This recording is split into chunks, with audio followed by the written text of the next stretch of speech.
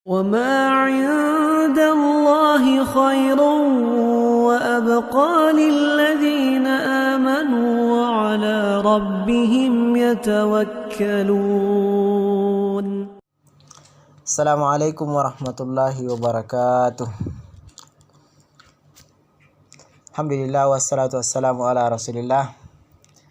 Salah satu tanda dan bentuk kesyukuran kita sebagai orang yang telah merdeka sudah 76 tahun kita merasakan kemerdekaan. Negara kita tercinta Indonesia. Namun kemerdekaan ini mestinya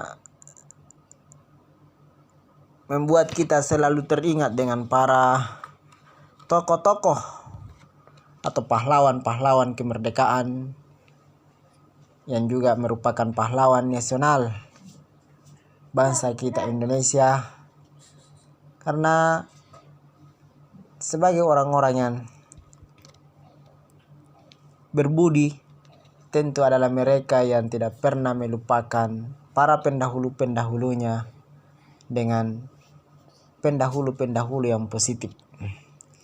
Oleh sebab itu, pada kesempatan kali ini kita akan menyebutkan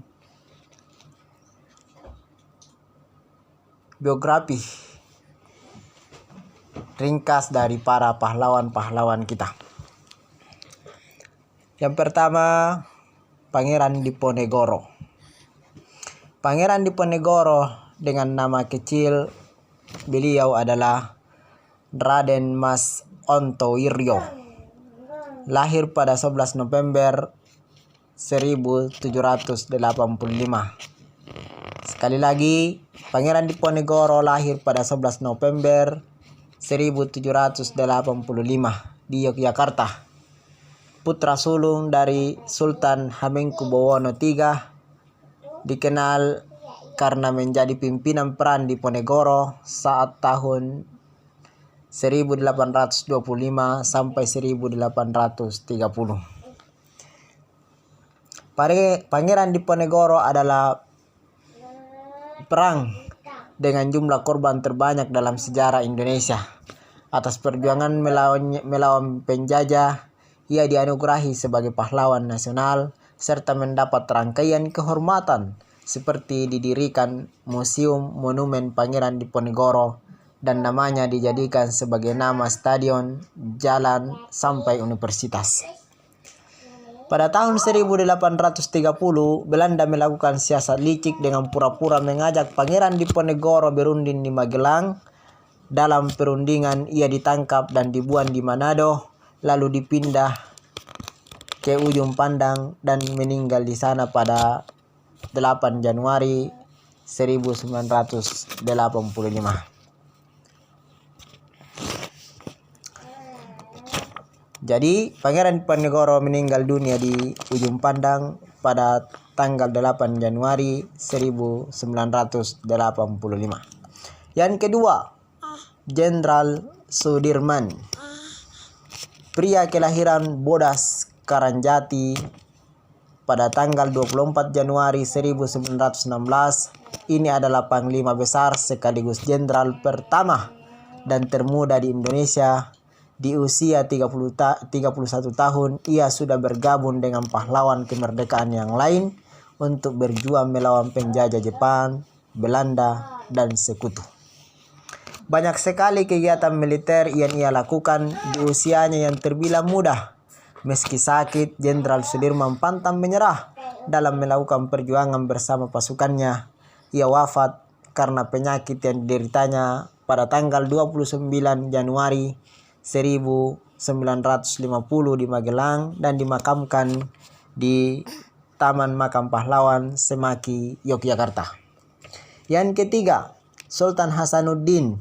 Sultan Hasanuddin dijuluki sebagai ayam jantan dari timur. Pahlawan nasional yang berasal dari Sulawesi Selatan ini, ia adalah putra kedua dari Sultan Maliku Said yang lahir pada tahun 1631 di Makassar. Setelah naik menjadi Sultan Kerajaan Goa, ia berusaha menggabungkan beberapa kerajaan kecil di Indonesia Timur dan melawan Belanda dengan sengit. Belanda meminta bantuan tentara ke Batavia untuk menerobos benteng terkuat Goa Sombaupu pada 12 Juni 1669. Akhirnya Sultan Hasanuddin mengundurkan diri dan wafat pada 12 Juni 1670.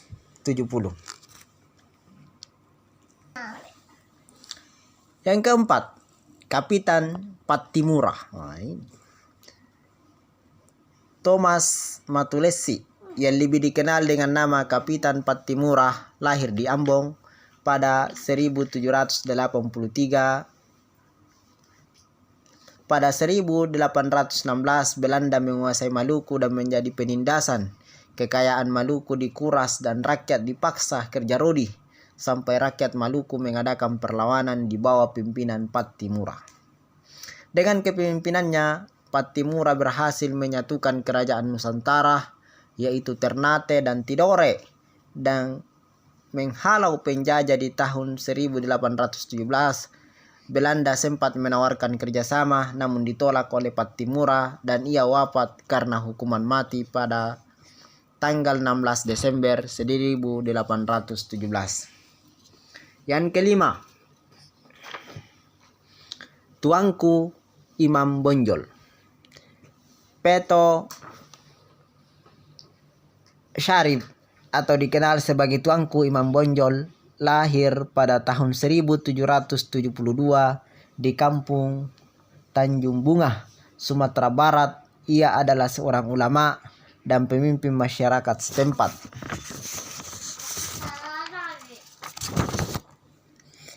Pertentangan kaum adat dengan kaum paderi atau kaum agama melibatkan Imam Bonjol dalam perlawanan melawan Belanda. Perjuangan itu ia lakukan karena bersama kaum paderi atau kaum agama di tahun 1803 sampai dengan tahun 1838. Imam Bonjol terjebak oleh pengkhianatan Belanda, lalu ditangkap dan diasingkan di Cianjur, lalu ke Ambon, dan terakhir di Manado. Imam Bonjol wafat pada 6 November 1864 di usia 92 tahun. Itulah 5 tokoh pahlawan nasional yang kita sebutkan pada pertemuan kita kali ini. Insya Allah kita akan melanjutkan pada pertemuan-pertemuan berikutnya. Assalamualaikum warahmatullahi wabarakatuh.